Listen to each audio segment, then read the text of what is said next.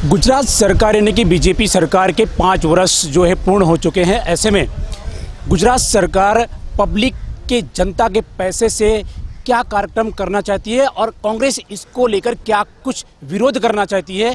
हमारे साथ जो है सूरत शहर कांग्रेस समिति के अध्यक्ष नौशाद भाई देसाई मौजूद हैं। उनसे ही चर्चा करेंगे, उनसे ही बातें करेंगे क्या कुछ विरोध है और क्या कुछ उनका कार्यक्रम है आगे का। जी, आपका नाम? नौशाद देसाई।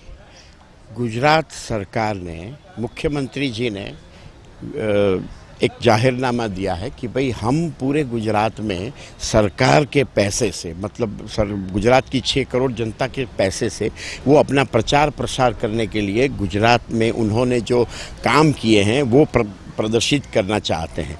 हम ये चाहते हैं कि भाई आप जब सरकार में आए तब 35,000 करोड़ का गुजरात में देवा था, आज आप 18 लाख करोड़ का देवा किया है, आपने डेब्ट किया है गुजरात सरकार पे, पब्लिक पे। और आपने एजुकेशन को बिजनेस बना दिया। गरीब बच्चे आज स्कूल कॉलेज में पढ़ नहीं सकते, जो 100-200 रुपये फ़ी में पढ़ाई करते थे, आज वो 50,000 लाख फ़ी के बिना पढ़ाई नहीं कर रहे। ये आपकी सफलता है। दूसरी आपकी सफलता ये है कि पूरे 200 साल में सूरत में पहली बार इतनी हत्या देखी कि जो दवाई और इंजेक्शन बिना हत्या। ये आपका क्या, ये इसको आप अपना रोशन चिराग मानते हैं क्या? तीसरा कि आपने वादा किया था कि आप साल में 3 करोड़ रोजगार देंगे, तो आपने तो साल में 2 करोड़ तो रोजगार जो थे वो छीन लिए। तो ये सारे प्रजा के जो आज प्रजा जो बेहाल हो गई है, इस विषय पे हम 1 तारीख से 9 तारीख तक 9 दिन पूरे सूरत शहर में हम ये कार्यक्रम करने जा रहे हैं और सरकार का विरोध कर रहे हैं और सरकार के खिलाफ हम ये जन आंदोलन करने का प्रयास कर रहे हैं। नौशाद भाई, खास करके बात करें तो जिस समय विजय रूपाणी मुख्यमंत्री खुद हैं ऐसे में गुजरात के, उन्होंने सूरत का दौरा किया था। उस दौरान विजय रूपाणी ने कहा था कि कोरोना कालीन की महामारी के दौरान जो है ऑक्सीजन से किसी भी हॉस्पिटल में किसी भी पेशेंट की मृत्यु नहीं हुई है। इस पर क्या आपका टिप्पणी रहेगी?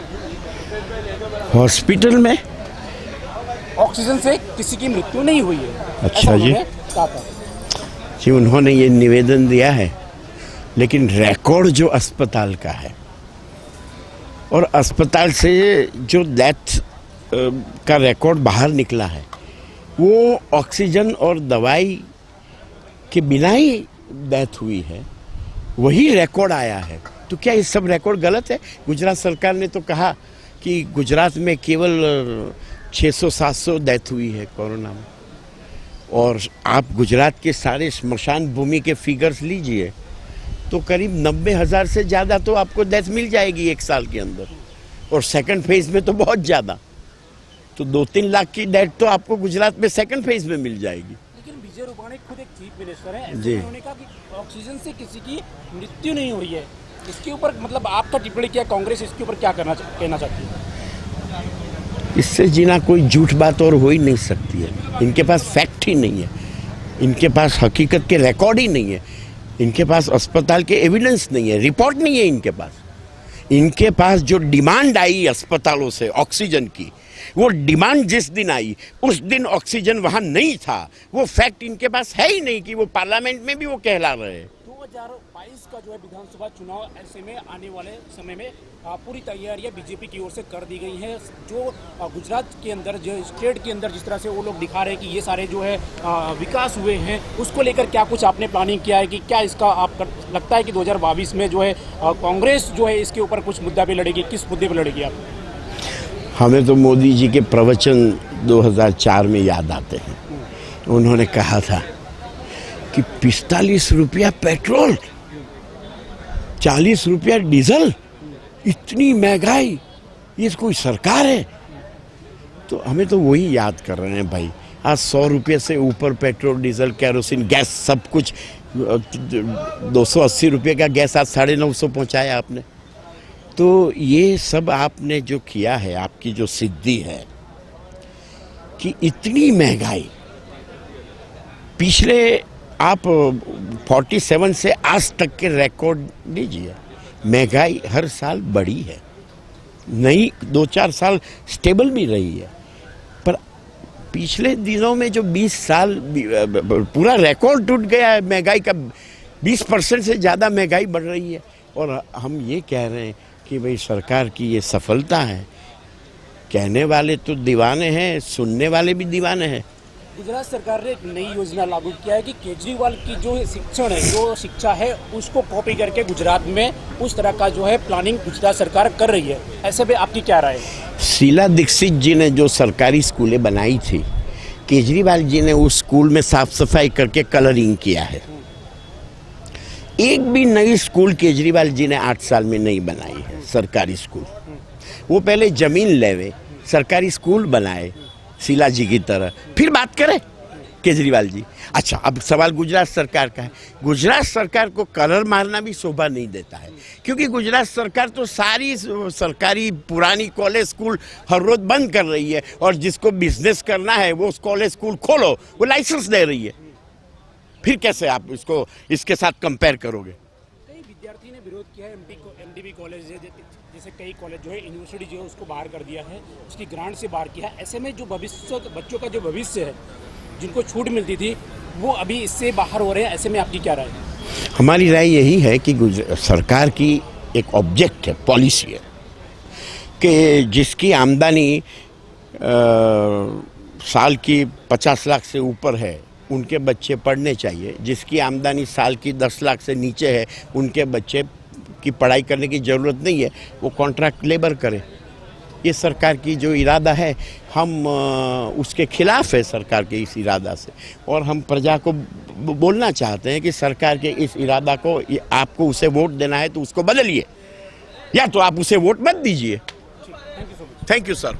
Thank you. हमारे साथ सूरत शहर अध्यक्ष जो है नैसर देसाई मौजूद थे। उन्होंने बताया कि जिस तरह से गुजरात सरकार को 5 साल पूरे कर चुके हैं, उसी के उपलक्ष्य में जो है कार्यक्रम करने के इरादे में है। ऐसे में एक सवाल उठता है कि अगर सरकार जो है एक पब्लिक का जो पैसा है उस पर अगर कार्यक्रम करती है तो कहीं ना कहीं पब्लिक यानी कि जनता संदेह जरूर करती है, क्योंकि गुजरात सरकार जो है एक बार शिक्षा और हेल्थ को लेकर काफ़ी ज़्यादा जो है वो पब्लिक ने इसका विरोध किया है, क्योंकि कोरोना महामारी में लगातार जो है उसका विरोध किया गया है। यही वजह है कि कांग्रेस अब एक नई जो 10 रणनीति सामने रखी है, तो आने वाले दिनों में इन 10 रणनीतियों पर विरोध करेगी, और क्या कुछ जनता के कानों तक पहुंचती है और जनता आने वाले विधानसभा में 2022 में क्या कुछ फैसला करती है, ये तो आने वाला समय ही तय करेगा। सूरत से कैमरामैन सुमित राजपूत के साथ Rajesh Vishwakarma, public live news, सूरत।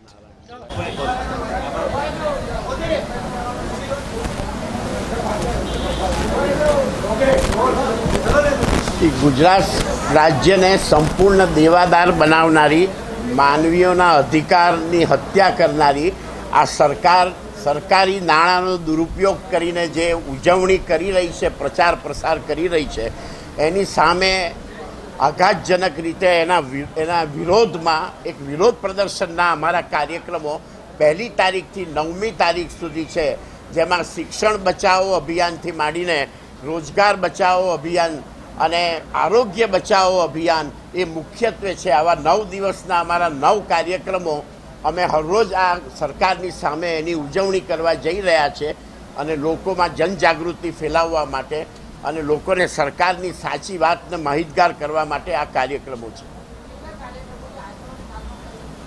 આજે સાંજે 4:30 વાગે અમારો કાર્યક્રમ સિવિલ હોસ્પિટલ પર આરોગ્ય બચાવો છે। આવતીકાલે 12 વાગે એમટીબી કોલેજના કેમ્પસની બહાર શિક્ષણ બચાવો અભિયાન છે। 9મી ઓગસ્ટ સુધી હરરોજ અમારા અધિકાર, અમારી માનવ અધિકાર યાત્રાઓથી માંડીને તે રોજગાર અધિકારથી માંડીને તમામ કાર્યક્રમો અમારા છે સામાજિક ન્યાયના।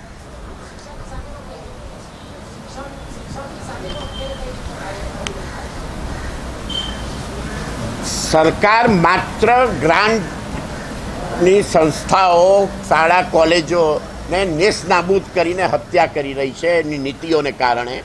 અમે ગરીબો અને મધ્યમ વર્ગના લોકો માટે ગ્રાન્ટની શાળા કોલેજો વધુ સંખ્યામાં ચાલે એ અમારો ઉદ્દેશ છે ને એ અમારું અભિયાન છે।